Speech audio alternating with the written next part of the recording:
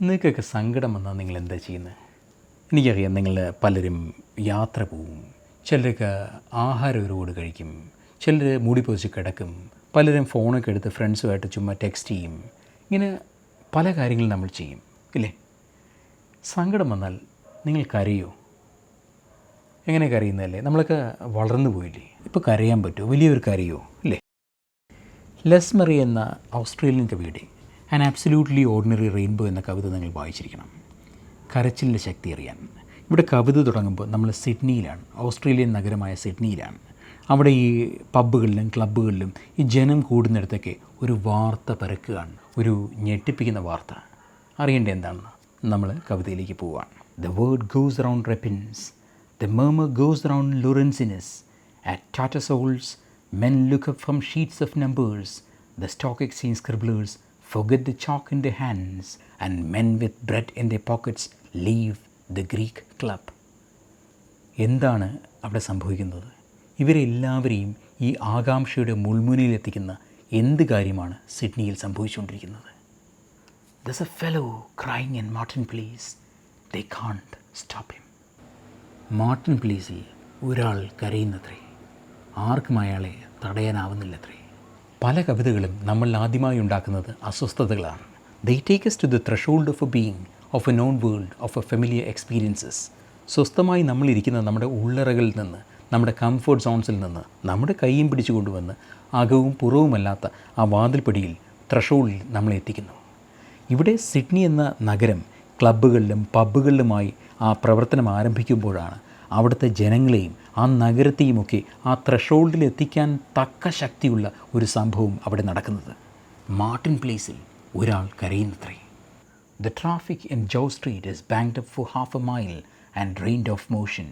The crowds are edgy with talk and more crowds come hurrying.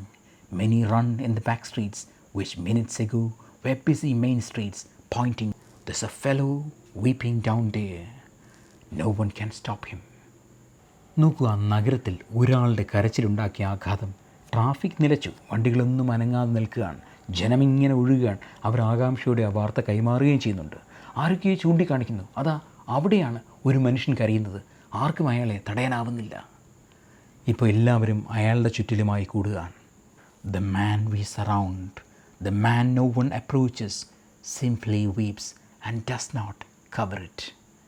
Weeps not like a child, not like the wind, like a man, and does not declaim it, no beat his breast, no even sob very loudly. Yet the dignity of his weeping holds us back from his space, the hollow he makes about him in the midday light. സാധാരണ നമ്മൾ തെരുവിലൊക്കെ ആൾക്കാർ കൂടുന്നപ്പോഴാണ് ഒരു മായാജാലക്കാരൻ്റെ ചുറ്റുമായിരിക്കും, ചെപ്പടി വിദ്യക്കാരൻ്റെ. ഇവിടെ ഇയാൾ എന്ത് ചെപ്പടി വിദ്യയാണ് കാണിക്കുന്നത്? എന്ത് വിദ്യയെ ഈ ആൾക്കാരെ കൂട്ടാൻ വേണ്ടി കാണിക്കുന്നത്? ഇവിടെ ഒരു വിദ്യയുമില്ല. ആ മനുഷ്യൻ നിന്ന് കരയുകയാണ്, അയാളുടെ ദുഃഖം അയാളെ കരഞ്ഞു തീർക്കുകയാണ്. ആ അത്യപൂർവമായ കാഴ്ച കാണാൻ വേണ്ടിയാണ് ഈ ജനം മുഴുവൻ ഈ മാർട്ടിൻ പ്ലേസിലേക്ക് ഒഴുകിയെത്തുന്നത്. അയാൾ തേങ്ങിക്കരയുകയാണ്. അയാളുടെ ആ കരച്ചിൽ ഈ ജനമൊക്കെ ചുറ്റും കൂടുമ്പോഴും മറച്ചു വയ്ക്കാനൊന്നും ശ്രമിക്കുന്നില്ല. ഒരു കൊച്ചു കുഞ്ഞിനെ പോലെയോ കാറ്റിനെ പോലെയോ ഒന്നുമല്ല അയാൾ കരയുന്നത്. അയാൾ കരയുന്നത് ഒരു മുതിർന്ന മനുഷ്യനെ പോലെ തന്നെയാണ്. അതുപോലെ നെഞ്ചത്തടിച്ചോ ഉച്ചത്തിലോ ഒന്നുമല്ല അയാളുടെ കരച്ചിൽ. എന്നാലും അയാളുടെ ആ കരച്ചിലിൻ്റെ ശ്രേഷ്ഠത അയാൾക്ക് ചുറ്റിലുമായി മറ്റാർക്കും കടന്നു ചെല്ലാനാവാത്ത ഒരിടമുണ്ടാക്കുകയാണ്. പട്ടാപ്പകൽ നഗരമധ്യത്തിൽ ആത്മാർത്ഥതയുള്ള നെഞ്ചുരുകിയുള്ളൊരു കരച്ചിൽ ഒരു ഇടം സൃഷ്ടിക്കുന്നു. ആർക്കും കടന്നു ചെല്ലാനാവാത്ത, ആർക്കും പ്രാപ്യമല്ലാത്ത ഒരു മാന്ത്രിക ഇടം. The crowd who try to seize him stare out at him and feel with amazement, their minds longing for tears as children for a rainbow. നോക്ക്, ജനം അയാളെ തന്നെ നോക്കി നിൽക്കുകയാണ്. അമ്പരപ്പോടെ ഒരു കാര്യം അവർ തിരിച്ചറിയുന്നു, അവരുടെ ഉള്ളിലും മോഹം അയാളെപ്പോലെ ഒന്ന് കരയാൻ. കൊച്ചുകുട്ടികൾ ഈ മാരിവില്ലായിട്ട് മഴവില്ലായിട്ട് മോഹിക്കുന്ന പോലെയാണ് ഇപ്പോൾ അവർ കണ്ണുനീരിനായിട്ട് ആഗ്രഹിക്കുന്നത്, അയാളെ കണ്ട്, അയാളുടെ കരച്ചിൽ കണ്ട്. Some will say, in the years to come, a halo of force stood around him. There is no such thing, the poet says. നാളെ ഒരു പക്ഷേ ഈ ആളുകൾ പറയുമായിരിക്കാം, ആ മനുഷ്യൻ്റെ, അന്ന് കരഞ്ഞ ആ മനുഷ്യൻ്റെ തലയ്ക്ക് പിന്നിലായി ഒരു വെളിച്ചമുണ്ടായിരുന്നുവെന്ന്, ഒരു പ്രഭാവലയമുണ്ടായിരുന്നുവെന്ന്. കാര്യം മറ്റുള്ളവർക്കൊന്നും സാധിക്കാതെ ഒരു പ്രവാചകനെ പോലെയാണ് അവൻ ആ കരച്ചിൽ കാണിച്ചു തന്നത്. പക്ഷേ ഈ കവി the poet immediately dismisses that thought, ഇല്ലേ, there is nothing divine in what exactly he did. അപ്പോൾ ഇവിടെ ഈ കവിതയിൽ അല്ലെങ്കിൽ ഈ നഗരത്തിൽ ദൈവം അപ്രസക്തനാണ്. ഇവിടെ പ്രസക്തനായിട്ടുള്ളത് മനുഷ്യൻ തന്നെയാണ്. ഒരു നഗരമധ്യത്തിൽ ഒരു മനുഷ്യൻ പൊടുന്നനെ ഈ ദൈവമായി മാറുന്നത് കാണാൻ വേണ്ടിയല്ല മാർട്ടിൻ പ്ലേസിലേക്ക് ആൾക്കാർ ഒഴുകിയെത്തിയത്. ഒരാൾ പൊടുന്നനെ മനുഷ്യനായി, പച്ച മനുഷ്യനായി മാറുന്ന ആ അത്യപൂർവമായ കാഴ്ച കാണാനാണ് അവർ ഒഴുകിയെത്തുന്നത്. അതവർ മുമ്പ് കണ്ടിട്ടില്ല, അനുഭവിച്ചിട്ടുമില്ല. ഇനി ആൾക്കൂട്ടത്തിൻ്റെ പ്രതികരണം എന്താണെന്ന് നോക്കാം. ഞങ്ങളിൽ ചിലർ, ഞങ്ങൾ എന്ന് പറയുന്നത് കവി ഉൾപ്പെടെയുള്ള ആൾക്കാരാണ് ഇവിടെ കൂടി നിൽക്കുന്നത്, ഈ കാഴ്ച കാണുന്നത്. അപ്പം ഞങ്ങളിൽ കരുത്തുള്ളവർ, ദൃഢമനസ്സുള്ളവർ, അതുപോലെ ബുദ്ധിയുള്ളവർ ആ കാഴ്ച കണ്ട് നിശബ്ദരായി നിന്ന് വിറയ്ക്കുകയാണ്. ചിലർ സന്തോഷം സഹിക്കാൻ വയ്യാതെ അലറി കരഞ്ഞു തുടങ്ങുകയാണ്. "Ridiculous," says a man near me and stops his mouth with his hands. "I see a woman shining, stretch her hand and shake as she receives the gift of weeping. As many as follow her also receive it, and many weep for sheer acceptance, and more refuse to weep for fear of all acceptance." ഈ കാഴ്ചകൾ നമ്മൾ സാധാരണ കാണുന്നത് ഈ സുവിശേഷ പ്രസംഗങ്ങൾക്കിടയിലാണ്. പക്ഷേ ഇവിടെ ഈ കവിതയിൽ ഈ നഗരത്തിൽ ദൈവം അപ്രസക്തനാണ്. അവർക്ക് കാണേണ്ടത് ഒരു സാധാരണ മനുഷ്യനാണ്. അത് കണ്ടതിലുള്ള നിർവൃതിയിലാണ് അവരിപ്പോൾ. ഈ വരികളൊന്നും നോക്കി. "And many weep for sheer acceptance, and more refuse to weep for fear of all acceptance."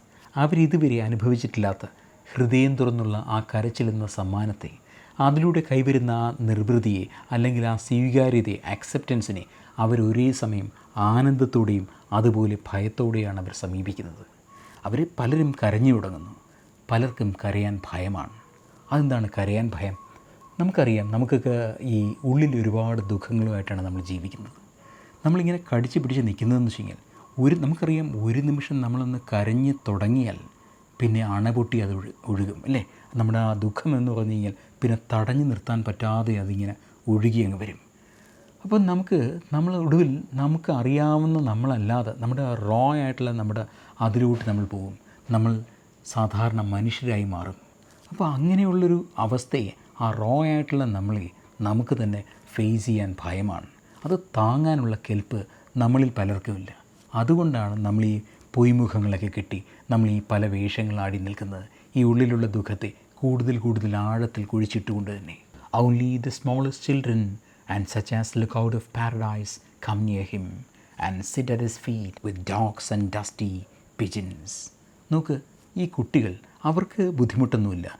അയാൾ ഉണ്ടാക്കുന്ന ആ ഇടം അത് കടന്ന് അവർ വരികയാണ്.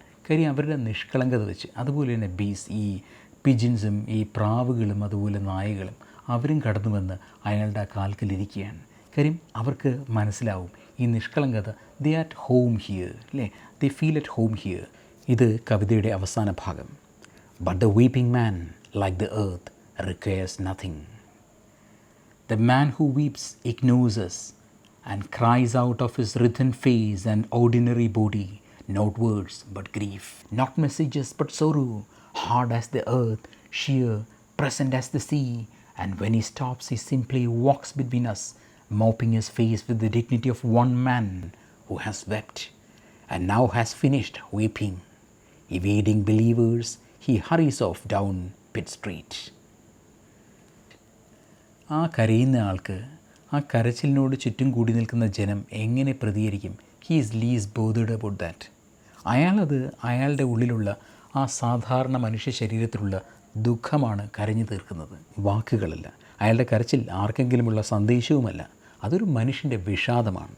അത് കരഞ്ഞു തീർത്ത് അയാളുടെ ഉള്ളിലുള്ള മുറിവുകളെല്ലാം ഉണക്കി കൂടുതൽ പരിശുദ്ധനായി അയാളുടെ കണ്ണീരും തുടച്ച് ആ വിശ്വാസികളുടെ ദേഹത്തൊന്നും തട്ടാതെ അയാൾ നടന്നു പോവുകയാണ്. സ്വന്തം ദുഃഖം കരഞ്ഞു തീർത്ത മുതിർന്ന ഒരാളുടെ അന്തസ്സോടുകൂടി തന്നെ. നമുക്ക് the poet is really subverting all ideas about weeping, the dignity of a man who has wept എന്നാണ് കവി പറയുന്നത്. നമ്മുടെയൊക്കെ നായക സങ്കല്പങ്ങൾ എന്താണ്? കരുത്തനായിരിക്കണം, അതുപോലെ ലോലവികാരങ്ങൾക്ക് അടിമപ്പെടാത്തവനായിരിക്കണം, ഈ ആകാശമിടിഞ്ഞ് വീണാലും ഒരിറ്റ് കണ്ണുനീര് പോലും പൊഴിക്കാതിരിക്കുന്നവനായിരിക്കണം. അപ്പോൾ ഇതൊക്കെയാണ്, ഇങ്ങനെയുള്ള നായകന്മാരെയാണ് നമ്മൾ ഇഷ്ടപ്പെടുന്നത്. നമ്മളും ഇങ്ങനെ ആവാനാണ് നമ്മൾ ശ്രമിക്കുന്നത്. അപ്പം നമ്മളിങ്ങനെയൊക്കെയുള്ള നായകന്മാരായി നമ്മളെല്ലാവരും മാറുമ്പോൾ അപൂർവമാകുന്നത് ഈ കരയാനും ചിരിക്കാനും മറന്നു പോകാത്ത സാധാരണ മനുഷ്യനായിരിക്കും. ആ നഗരമധ്യത്തിലിറങ്ങി അവനെന്നുറക്കെ കരഞ്ഞാൽ ഇടിഞ്ഞു വീഴാത്ത കോട്ടകൊത്തളങ്ങൾ ഉണ്ടാവില്ല, അഴിഞ്ഞു വീഴാത്ത പൊയ്മുഖങ്ങളും. അവൻ്റെ ആ കരച്ചിൽ, ആ മൂർച്ചയുള്ള കരച്ചിൽ, അതിൻ്റെ മുന കൊണ്ട് കുത്തിയെടുക്കുന്നത് നമ്മുടെ ഉള്ളിൽ ചുരുണ്ട് കിടക്കുന്ന മനുഷ്യനെയായിരിക്കും. നമ്മൾ ഒഴുകിച്ചെല്ലും, ജനമൊഴുകിച്ചെല്ലും, നമ്മൾ ചുറ്റിലും കൂടും, അവൻ്റെ ചുറ്റിലുമായി കൂടും. കരയാനാവാത്ത നമുക്ക് വേണ്ടി കരയുന്ന അവനെ ഒരു നോക്ക് കാണാൻ വേണ്ടി പറ്റുമെങ്കിൽ അവനിൽ നിന്ന് കരച്ചിൽ, വീപ്പിംഗ് എന്ന ആ സമ്മാനം ഏറ്റുവാങ്ങാൻ വേണ്ടി. ഒരു നിമിഷം ചുറ്റുപാടുകളെ വിസ്മരിച്ച് വളർന്നു പോയെന്ന നമ്മുടെ ചിന്ത തന്നെ മാറ്റിവെച്ച് ഹൃദയം തുറന്നൊന്ന് പൊട്ടിക്കരഞ്ഞാൽ ഉണങ്ങുന്നതാണ് നമ്മൾ ഒരുപാട് നാളായി കൊണ്ട് നടക്കുന്ന നമ്മുടെ ഉള്ളിലെ ഒരുപാട് മുറിവുകൾ. നിങ്ങൾക്ക് ഓർമ്മയുണ്ടോ നിങ്ങൾ അവസാനമായി ഹൃദയം തുറന്നൊന്ന് പൊട്ടിക്കരഞ്ഞതെന്നാണെന്ന്?